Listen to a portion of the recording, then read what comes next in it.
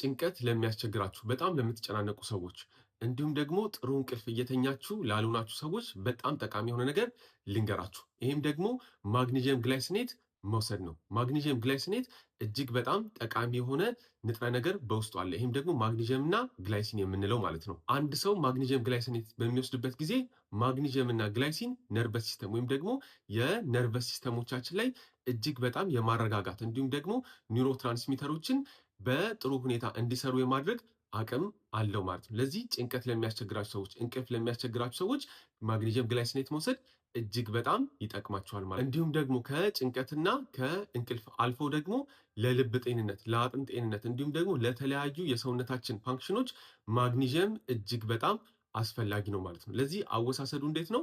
ምግብ ከበላችሁ በኋላ ወዲያውኑ ከምግብ ጋር አብራችሁ መውሰድ ያስፈልጋል ማለት ነው። ለዚህ ይህንን ማግኒዥየም የምትፈልጉ ከሆነ በየፋርማሲው ማግኘት ትችላላችሁ። ዶክተር ሶፎንያስ ኤርምያስ ነኝ። አመሰግናለሁ።